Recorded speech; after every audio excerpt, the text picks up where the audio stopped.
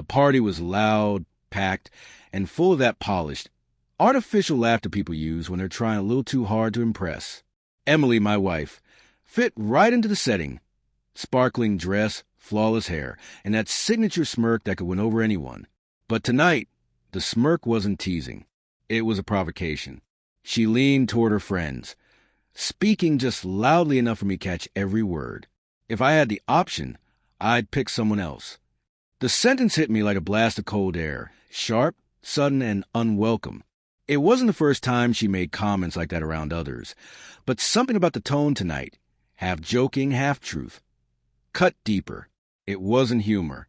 It was a poke, a probe, a test she expected me to fail. I didn't react. I held my drink, kept my shoulders loose, and watched her with a calm expression. The smile on my face was relaxed, but my thoughts were anything but.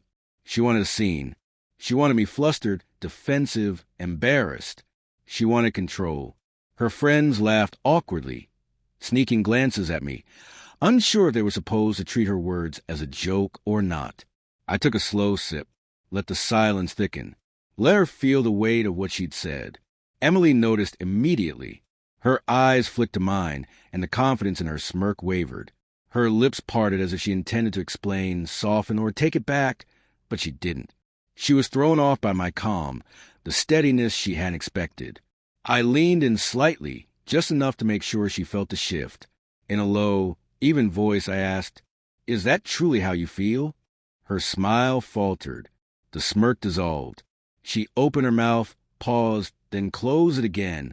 The party went on around us, completely oblivious to the silent quake passing between us. I didn't need to raise my voice or demand an apology. My expression did all the talking. My eyes told her everything. I see exactly what you're doing, and I'm not reacting the way you hoped. And she knew it. Her posture stiffened, and the confidence she'd worn so boldly slipped. Her friends continued chatting, but I wasn't listening to any of them. I was observing her. The tiny shifts in her expression, the uneasy flicker in her eyes when she realized the performance hadn't landed. She tried again, this time softer, testing the waters. I was just joking. I nodded slowly, letting the pause do its work before replying. Of course. Jokes are harmless, right? My tone was light, but the edge underneath was unmistakable. Emily's jaw tightened. This wasn't the pattern she was used to. Normally, I'd try to smooth things over, laugh, apologize, minimize. But tonight, none of that was happening. Tonight, I wasn't playing her game. Her friend, Clara, leaned in and whispered something to her. Emily let out a nervous laugh in response. I didn't look at Clara. I kept my eyes on Emily, making sure she understood exactly how aware I was. She reached for her glass. Her hand trembled. She tried to pretend nothing had happened, but the crack in her composure was already visible. I could see her thinking, recalculating, trying to find a way to regain control. But every usual tactic she leaned on was useless tonight. She expected anger. She expected insecurity. She expected me to fold. She got none of that. I lifted my glass again, taking a slow, deliberate sip before speaking. "Say whatever you like, Emily," I murmured. "Your jokes and little games? They don't change who I am or how I view this relationship." Her eyes widened slightly at the tone, steady, firm, unshaken. The smirk she depended on was gone, replaced by something closer to uncertainty. Her friends exchanged looks, sensing the tension but not fully understanding what had unfolded. Only one person seemed to grasp it completely, her sister Rachel. She'd been watching quietly the whole time. When our eyes met, she gave me a subtle, almost approving nod. Emily noticed that too. Her gaze shot between me and Rachel, and a ripple of unease crossed her features.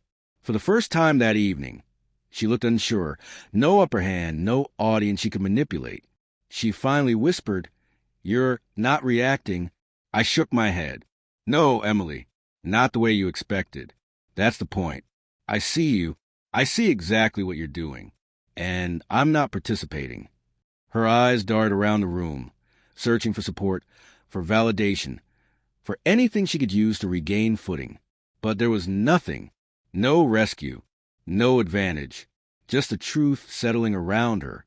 I stood there, calm and grounded, the first time in a long time refusing to be pulled into her orbit. The music kept playing. The conversations continued. But between us, everything had shifted. I exhaled slowly, settled my stance, and let a small, controlled smile form. "Enjoy the party, Emily," I said, my voice cutting cleanly through the noise. "Just remember, not everything is a joke, and not every line is yours to cross." Her face drained of color, and right there, in the middle of the party's chaos, she realized something she had never expected. Tonight, I wasn't the one bending. I wasn't the one scrambling for balance. I wasn't the one she could control with a smirk or a jab. Tonight, the power wasn't in her hands. It was in mine.